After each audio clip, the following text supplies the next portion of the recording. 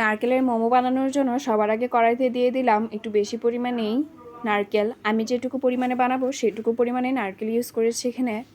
তারপর দিয়ে দিব গ্রেট করে রাখা গুড়। যতটুকু মিষ্টি খেতে পছন্দ করেন আপনারা ঠিক সেই অনুপাতে গুড়টুকু দিবেন। গুড়টুকু গলে আসা পর্যন্ত অপেক্ষা করব। যখন গলে আসবে তখন নারকেলের সাথে ভালোভাবে মাখিয়ে নিলেই আমাদের পুরটুকু রেডি হয়ে যাবে।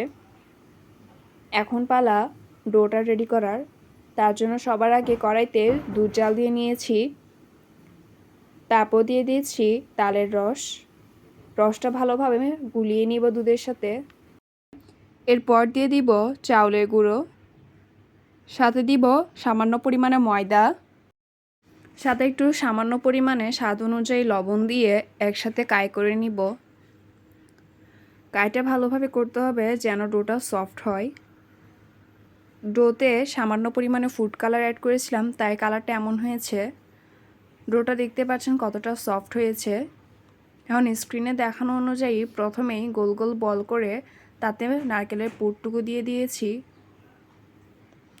পুরটুকু দেওয়ার পর ভালোভাবে বল বানিয়ে নিব। তারপর একটা চামচ দিয়ে চারপাশ থেকে শেপ করে নিব। শেপটা দিয়েছি কুমড়ো শেপ। দেখতেই পাচ্ছেন নারকেলের মোমো বানানোর জন্য কিভাবে কুমড়ো শেপটা দিচ্ছি। খুব সহজেই শুধুমাত্র একটি চামচ ব্যবহার করেই।